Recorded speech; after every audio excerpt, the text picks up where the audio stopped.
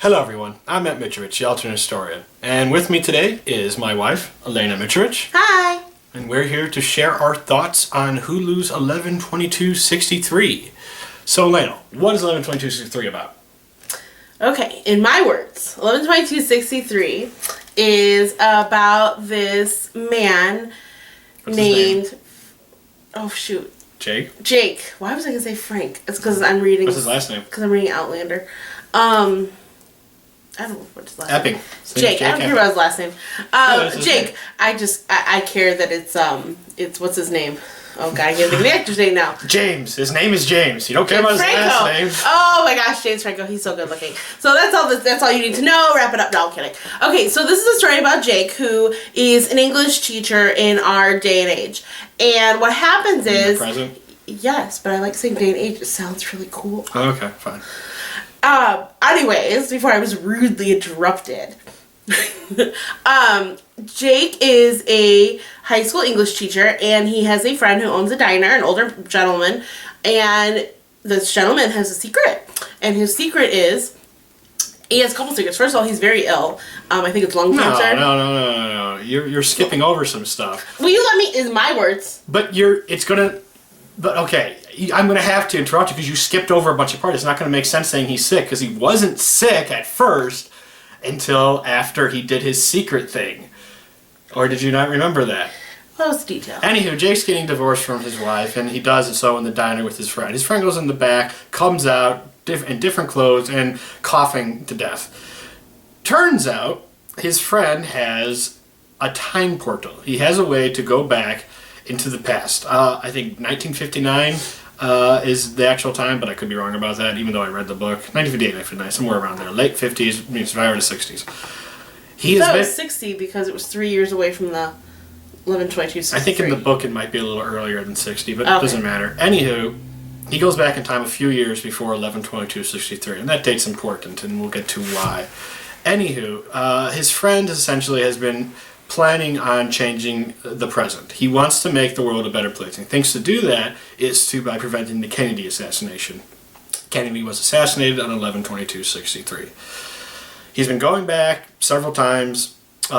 People have been making jokes apparently about this diner. The meat was so cheap they thought he was making out of cats and dogs. In reality, he was going back and buying cheap meat from the past and bringing it to the future. And it's good cheap meat. It's not like, crap. Well, things were cheaper back then to begin with. Exactly. But that's why he was able to, everything was sold at such low prices. Anywho, but he came back with cancer, and he wants Jake now, who, is not married, so doesn't really have too many ties left in this world to keep him, to go back in time, to take the long road, essentially, to wait a few years and prevent the assassination of JFK. Now that we understand why he came back sick, make it a big deal, now we can move on. Lana, what happens next? So, at first, Jay doesn't believe him, obviously, thinks he's crazy, and he makes him go into this closet or room where Jake does go back into time, and he's, amazed, and he's like, how can this be? Then he comes back again. It turns out what happens is every time you go back, whether you're gone for a couple years or what, it's a few seconds later in the present time. So, and if you go back again to the past, you end up exact to the moment where the time door starts. A whole reality resets. Exactly. So every time you go back in time, it resets itself. It doesn't move on. It doesn't keep going. You're going, and he can't go back to any other time period. He can't go back to the Revolutionary War or Civil War or any other big time point. Whatever. He has to go back this exact location, this exact time. I'm gonna jump into it because this is an 8-episode series, and we're talking a whole episode. This video is on the whole thing, so we're focusing a little too much on the first episode, and I want to eventually get to what we thought about it. And so, anywho, long story short, Jake's friend dies. Jake decides to go into the past. He decides to save Kennedy. His first attempts are pretty clumsy, and he eventually almost considers going back. But then he remembers that he had a friend who was a janitor who was a little not right in the head because when he was a kid, his dad tried to kill him with a baseball bat and caused him some brain damage. So he decides to intervene in Kentucky. And he is successful. He ends up killing the father before he can kill his family, and it hurt his son, who would later become Jake's friend. And in the process, though, he runs into a character named Bill, and Bill is someone who lives in the town in Kentucky where that family was, and Bill at first stumbles upon Jake's secret and actually believes him and decides to actually help him. They go to Texas. Jake goes and works as an English teacher in Jody, while Bill, meanwhile, rents an apartment below Lee Harvey Oswald to spy on him. Meanwhile, who's Lee Harvey Oswald? Lee Harvey Oswald. If you're watching my channel, you should know who Lee Harvey Oswald is. But in case you didn't, he was the guy who shot Kennedy. And just to make everything clear, we are following what history tells us, that John F. Kennedy was shot by Lee Harvey Oswald. I'm not here to entertain any conspiracy theories. There's a lot of other channels and sites on the internet that deal with that kind of stuff. If you want a book that deals with that, that's alternate history still, I'll have to mention it later because now suddenly the name escapes me. It's by Bryce Sabel. Oh God, now I can't even remember. I'll put it down either in the notes here or in the comment section. But we're just basing this on Lee being the one who... we're discussing the show, not the book. I did not read the book at all, and Bill, you said, was not a character in the book. Lee Harvey Oswald kills Kennedy. I understand, but you're saying, going back to Bill is not a character. Let me finish the summary, and then we'll deal with the from the book. We're focusing on the summary, darling. Keep going. Keep going on tangents. Anywho, so where was I? Bill rents an apartment. Lee Harvey Oswald, while Jake works at a school in Jody as an English teacher, as a substitute English teacher. He meets a lot of characters like Miss Mimi, Deke, the principal, and also Sadie, who becomes his love interest. Also, something important to know that, this is a Stephen King story originally, so there is some supernatural elements. For example, it's quite clear that the past is obstinate. It doesn't want to be changed. And it'll sometimes throw obstacles in Jake's past to prevent him from changing things. And I'll talk more about that. Well, I have some issues with that. At the same time, there's also this guy who's referred to as a yellow card man, who seems to be following Jake. Jake first ran into him at the time portal back in Maine, but not, of course, because it's Stephen King, so of course it starts in Maine. But he keeps seeing the show, especially when history's about to, the past's about to be obstinate. He's always there, oftentimes as a warning, and we learn more about him as well. In general, though, I'll cut to the chase, and again, spoilers if you haven't watched it already. Jake does save Kennedy's life, but at great cost, and that's where I won't run into spoilers, because this is one of those stories where the journey is more important aspect, not the actual change in history. And we'll talk more about the change of history, but I wanted to give people a chance to stop watching in case they don't want the spoilers, because we're spoiling literally the last episode. So, Elena, what did you think of 11/22/63? With spoilers now? Yes, with spoilers. I felt really bad for Jake. I know that technically it comes back where he's only had a few seconds, but in the end he fell in love with this woman, and he had this whole time, and he met people that he had to leave behind and come back to the present day in the end, and I was sad for him. Well, in all fairness, those people... they never knew him, because once he... I know they don't know him, but he knows them. Yeah, I'm saying that's why I don't feel sorry for them. I feel sorry for him. It's a tragic story, because in the end... it is tragedy. And so if you probably just start talking about the last moment, after Jake saved Kennedy, and again at great cost, because Sadie, who eventually found out about Jake being a time traveler, decided to help him, and in the end was killed by Lee Harvey Oswald when they tried to stop him. He went back to the present to see what had changed, to see if the world was a better place, and it wasn't. No, it was terrible. And we're going to start comparing the book, because I read the book and Lana didn't, but I have some memory of the book, including I actually did a review of the book, and I'll link to that somewhere, maybe around here. Anywho, so Jake goes back to the present and discovers his old town is just a mess, and there's a lot of violence on the streets and a lot of abandoned, broken houses. He ends up running into his janitor friend. Not mentally. What's the word I'm looking for? He wasn't mentally ill. He was mentally ill. Brain damaged. Not brain damaged anymore, because he was saved. In the past. But he kind of clued him in a little bit. Apparently there was bombs. They never really say what the bombs are, but my guess is they're nuclear bombs. Apparently there was a really bad war. And that's about it. They don't really go too much detail. They went to a lot more detail in the book, And again, and while atomic weapons were there was also a lot of other things too. A lot of social unrest, a lot of racism, and of course a lot of supernatural things because of just massive earthquakes that were happening across Earth. And there was also like you could hear this like ripping sound crossing the sky as if time and space itself were pulling apart. You did not get that from the show at all. Because I never caught that. None of that. No, the alternate history. Well, the alternate history was brief in the book. It's even briefer on the show. It's just maybe like 15 minutes, and then he's back in the past, resetting everything. Yeah, the only thing I witnessed, because like I said, I didn't read the book, was just this town in destruction. People looked like they were poor, hungry, or didn't have much, and it looked like we saw someone beating up someone else. We saw some violence in there, but it didn't feel. It just felt bad, obviously, but I didn't. What you're saying was obviously not there.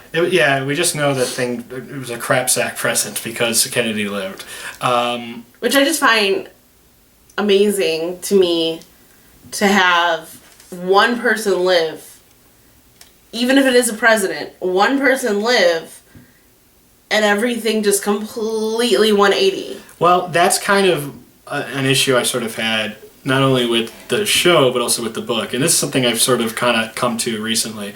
There's this theory of history, it's called the great man theory. And it's the argument that some people are just men mostly, but it could also apply to it. But when the theory was developed, it was that who are just destined to change history. And history will always make sure they get to where they need to be, and they seem to be untouched. And losing them can just cause everything to go chaotic.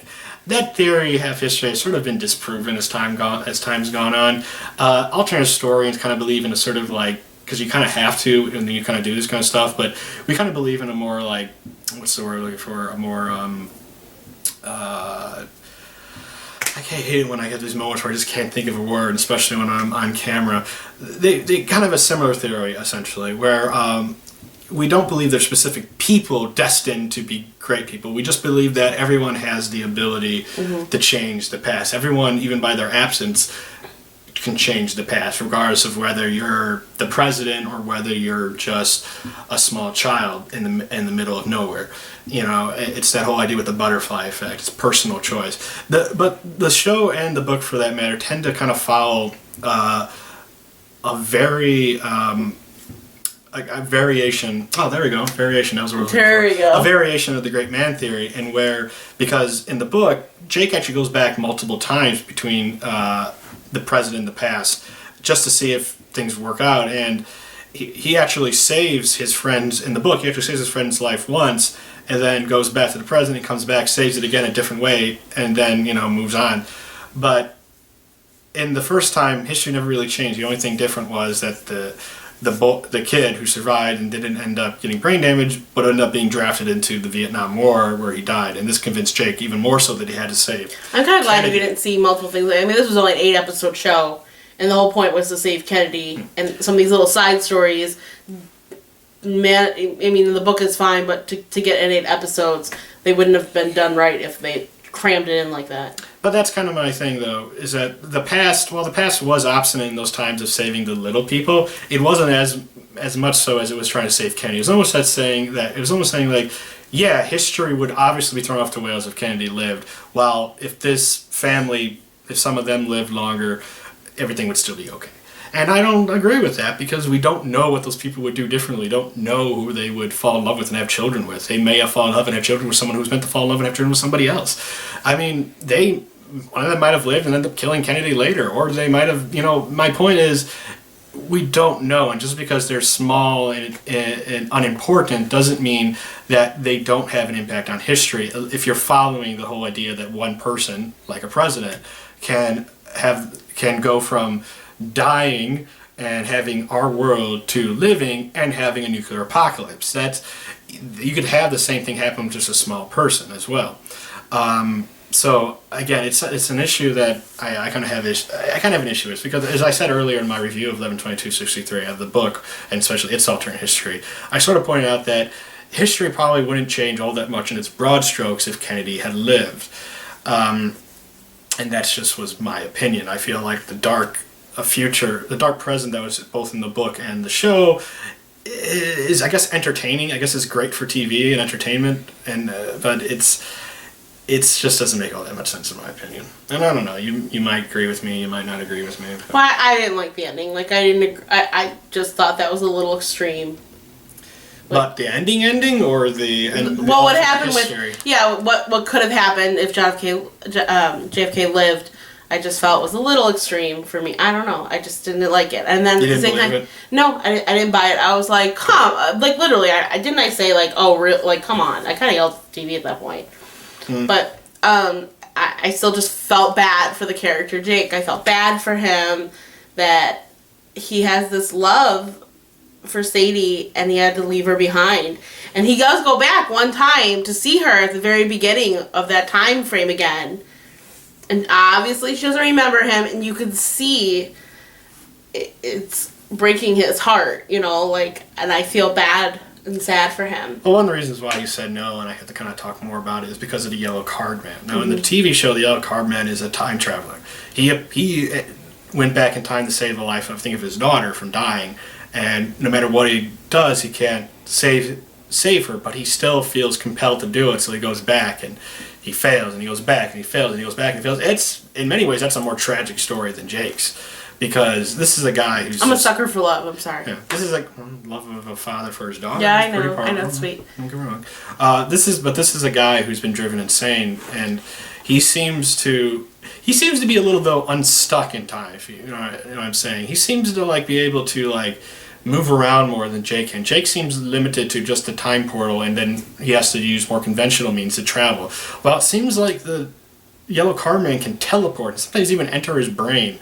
I'm not sure just because of just constant use of time travel has changed him or something like that, but it was a little weird. And again, I have to compare it to the book because the show actually toned down a lot of supernatural elements in the book. And in the book, the past is again, I told you about the whole time-shattering events happening in the alternate present, but also the Yellow Card Man in the book was just never really left the time portal back in the past. He just stayed there, and he was just drunk with a yellow card. But the card tended to change color, and is eventually learned later when Jake goes back to the present to see the alternate history, and I think he finds the Yellow Card Man dead with a black card. And then later he eventually does find him dead. I don't know exactly where, but he runs into another Yellow Card Man. I think his card was actually green at the time. Who I know it's a little confusing. Who kind of implies that they're part of an organization, and they've been tasked to guard these time portals. See, and I would have preferred that the whole time. Even when we first met the Yellow Card Man in the very beginning, I was like, "Who is this guy?" At first, when we first met him, he was like, "You shouldn't be here." I thought they were going to go somewhere that raw, where this person was telling people go back where you came from, don't try to change the time, we've been there, done that kind of thing. And I feel like this show did a terrible job of making this guy, not that his story wasn't sad and tragic of why he was there in the show, but it was unnecessary, whereas I really like the idea of these organization patrolling the times, and I don't know, I like that way better than what the show did. I think the show, and for the show, there'd be episodes where he wouldn't be there. Yeah. And I would forget about him. And then randomly he'd pop up in an episode and I'd be like, who is this guy? And I'd be reminded all over again. I asked you several times, who is that guy? Because I forgot all about him because he wasn't important in the show. There was no defining thing about him. There was just throughout all the episodes, whereas I really love the idea in the book, them being patrols of the time. That's cool. Well, yeah, but they don't patrol it, they guard it, and the thing is, in the book, they had to, every time the past is changed, it doesn't actually destroy the old past. It's still there. And so, and they have to keep that all in their head. And it causes them to go insane, hence why the Yellow Card Man... Still more interesting than what they did in the show. Sure. And I'm not enjoying the way the show did it. The thing is, you would think that a show produced by J.J. Abrams, who likes the mystery box style of storytelling, who doesn't like giving hard answers, would latch on to the idea of this, vast conspiracy of... time travelers, for the lack of a better term, who work that in there, but instead, no, it's just some guy who's stuck in some sort of loop trying to save his daughter. And again, tragic story, and this whole story is tragic in many ways, and despite the fact that we're being very critical of it, I kind of liked it. I had a good time watching it. I didn't. There were just bits and pieces like it, but now. Around. As I'm hearing you talk about the book, I'm like, oh, they could have gone that way about this thing, or they could have gone that way about that thing. I'm like, oh, the thing is, with the book, you're given time. People expect a book to be longer, so they allow you to develop things more. They allow you to. Well, it's the same reason why I wouldn't want them to go on tangents in an 8-episode series. I mean, if they were gonna do the whole book, they'd have to have several seasons and not end at 11/22/63 till like another season, a couple seasons later. Although, to be honest, I really wish that they made this a 9-episode series instead of making like an extra long first episode. 10. But no, I don't mind about that. My point is that the first episode was long. I like even numbers. And it dragged on. And I think that if they just I do remember being kind of bored and giving maybe over chance. extend it, like cut it in half and then maybe extend both pieces to a full episode, I think you would have enjoyed it more because the pacing was just off. It was so long and slow. Well, everything else, the other episodes had pretty good pacing. They kept their story going. And I guess I do remember the first episode being a little like... I know why they did it. Are we going to watch these 2 hours episodes every time? It's like watching a movie. Yeah, I know why they did it, because it's the first episode, so they want to go big and everything like that. But it's not necessary. It's a miniseries. We know what a miniseries works like. You can make it a normal episode be the first episode. And the last episode could be longer. Oh, yeah, or don't. Or just have them all be the same one. You say you like things to be even. Well, if everything's the same number, then it's even. Don't do 9 episodes. It's an odd number. Okay, fine. Now we're going on a tangent. Anywho, I mean, I did like the show. I think I did enjoy watching it. Mm-hmm. I think they did some good stuff too. Like, for example, the Miss Mimi character. I remember, I don't know if it was the same name of the character, but in the book, she was just this white woman who was very entertaining, and I liked her relationship with Deke, where Deke was madly in love with her, while her character was more just in for the companionship. She wasn't really in love, but she was an older individual, didn't really have anything to lose, so why not just hang out with this guy who dotes on her? Which I thought was very interesting, because it wasn't just, oh, I'm in love with him so much, oh, I love you too. It was a complicated relationship, and that's good to see sometimes. I love you. I love you too. You don't want to kiss me? in the show, Miss Mimi is black, which allowed... I thought that was cool. Which, it did allow to show the racism of the era. Be careful about to kick that.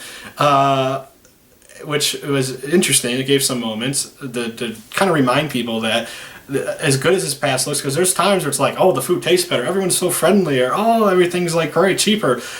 And yeah, if you happen to be white, things are great. If you happen to be any other color, or a poor white for that matter, things suck. It's just as bad as it is now.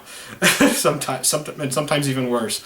And so making her black was a good a choice in my opinion, because it allowed them to actually tackle racism in the show. Although her relationship with Deke's a little different, it's a lot more private than it was in the book. But it's definitely their love goes two ways. She's definitely in love with him as much as he's in love with her. Which again is fine, I guess, but I kind of like the complicated relationship from the book. I kind of like the idea of her just doing it for companionship rather than love. I enjoyed the show. I enjoyed the show too, but I enjoyed the show's version of the relationship. I'm in the position where I've read the book, and so they have to compare it. And there's things I obviously like better. Us talking about Outlander last time. Right. True. Vice versa. Vice versa, yeah. And speaking of that, okay, so this is the second time now where we've watched a show, and they had time travel. What? Does it involve time travel? No, but we've been doing it for several shows. But for other shows involve time travel. We have 2, 11/22/63 Outlanders. The only 2 that involve time travel. Man in the High Castle. Man in the High Castle doesn't involve time travel. It's okay, whatever. For me, it was. Anyways, okay, so in the show though, in Outlander, she meets someone else who's time traveling. Right. And in this show, also, he meets someone else who technically is time traveling, the Yellow Card Man. Lean forward, you're not in there. I'm sorry. And I thought that was cool. Mm-hmm. I don't know if that's a theme in other time travel books. I don't have that many experiences of reading and watching time travel type things. This is kind of a new genre for me to be watching. But I thought that was interesting that, she met someone from the 60s. So, it's that idea that there may be other people time traveling and you don't know about. Right, and they're It is, that is something interesting, because I think 11/22/63, I think, has been a success. I've seen a lot of positive reviews. I've seen some sort of meh reviews, but I haven't seen too many bad reviews. Well, and it's kind of a positive thing when, I would tag on Facebook, too, that we were watching it, and, it was the first thing up there to choose right away if you were choosing what you were watching. And so if you have to search through, that means not a lot of people watching it. Also helps that in alphabetical order it's at the top because it's a number. No, I thought they were by popularity. No. Yeah, because Game of Thrones was at the top last night. And Maybe that's how it works. Yeah, no, I'm pretty sure it's popularity. Or number, numerical order. Quiet, it's popularity. Don't make me go get my phone. And Stephen King even has called on record saying that while he hasn't had anything planned, he wouldn't be against writing a second book starring Jake Epping. You know, maybe this time preventing people from using the time portal or time portals. So what, is he become a Yellow Card Man? No, because well, maybe, I don't know. Because, again, I don't know that much. No, just leave it alone. Stop touching things. He said I am so anti-sequel sometimes. This is one of the times I'm anti-sequel. Don't touch it. Just leave it alone. It was great. It was fine. I mean, there were some issues with the show that we have and things like that. But you don't want to see another book? No, don't mess with it. Go do something new. Don't mess with it. Just leave it alone. Solid, sealed, closed door, done. Hulu could potentially still make their own sequel to it. I don't care what Hulu does. They better not. So you don't want Stephen King to write a different book, and you don't It's just like when Disney does things like Pocahontas 2 and Mulan 2 and Cinderella 3. Don't do those things. Stop touching things. Just leave the masterpiece alone. Well, sometimes you want more money if people are going to give them Okay, well, that's greedy. That's just being greedy. That's ruining the art. I am more about the art. Stop ruining the art. Okay. You don't see me buying all those Disney movie 2s and 3s. No, I don't. You have a couple. And I'm a Disney. You do. They were my dad's, not mine. Okay. I inherited those. You inherited those. All right, let's get back onto the topic. Let's wrap this up, I would say. So I think overall, my opinion, 11/22/63 was that it did some things better than the book. It did some things worse than the book. But all in all, it wasn't bad. I did have a lot of criticism for it, but they're mostly nitpicks. It's still a watchable show, and I think you will enjoy it. It's definitely its strongest when it's more about the characters and less about the time travel alternate history. Elena? My turn? Yeah. So, I liked it. I was a little heartbroken at the end. I kind of like the feeling of being heartbroken a little bit at the end, because not every story has to be a happy ending. However, my disappointment was because it was so focused on Jake and what was going on with the other characters, and not so much I feel like there wasn't enough history, even if it was an alternative or time travel type thing. I like it when historical fiction makes me go back and learn the reality. So, like, for example, Outlander, I didn't know what the Jacobites were. And I went back and read and learned. And what have you learned about 11/22/63? Nothing I didn't already know. Like that Lee Harvey Oswald shot John F. Kennedy. Or, supposedly. Like, I don't know. There wasn't much I learned. I don't know. It just didn't really it didn't make me curious enough to go back and do anything, whereas other works have made me go back and look things up. Or like with Man in the High Castle, I know it's not time travel, but in Man in the High Castle, there were like other characters that you told me were real people. See. And I went back and or you told me, gave me information, and I learned about people that I didn't know about and things like that. This gave me no desire to go back and learn real history. Whereas I don't know what those things did differently that this one didn't, but it just didn't give me that desire. And so I'm a little disappointed in that. The acting was good, the characters were good, the cinematography was good, it looked realistic for like the late 1950s, early 60s. I have no complaints about the historical fashion or anything like that, and I'm big on that kind of stuff, like, you wear the right costumes, that they do all that kind of stuff correctly. So I have no complaints about any of that, but it gave me no desire to go learn more. Okay. Well, there you heard it, guys. That is our thoughts on 11/22/63, Hulu's adaptation of Stephen King's book. We've mentioned this before in the past, but we are adopting. Yes. I will have our GoFundMe account in the comments area. So if you guys want to donate, possibly, we really appreciate it. We'll probably be back eventually for some alternate history, time travel, parallel universe show, movie, or whatever. I'm reading Outlander too, so it might be a while because I don't want to watch the second season until I read the second book, so it might be a little while. So we might do that. But until then, I'm Matt Mitchell, it's The Alternate Story. This is my wife, Elena.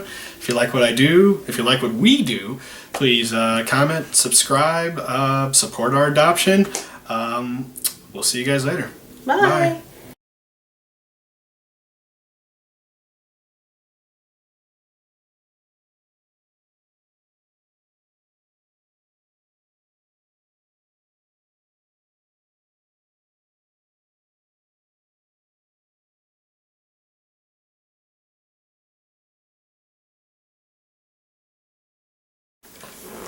All right, ready? Lean in.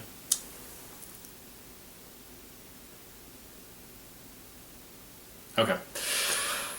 And I'll take a snapshot from that. What's so funny? You're gonna cut that, right? Well, We laugh. yeah, I haven't even begun yet. Okay. Or have I? I'm kidding. We have a bloopers thing. Can I? Bloopers! I'm gonna try to start now. Can you stop laughing? Okay. Okay. This is recording right now. You know that, right? I don't care. Okay. The boulder! Chasing Indiana Jones! Oh, you're still laughing about that. Lena, come on! There's memory on this thing. It's gonna run out. Oh, please! Alright. Bloopers! Rolling closer to me, would you? Okay. You ready? Yes. Lord, give me strength. Stop laughing. Why are you laughing? Because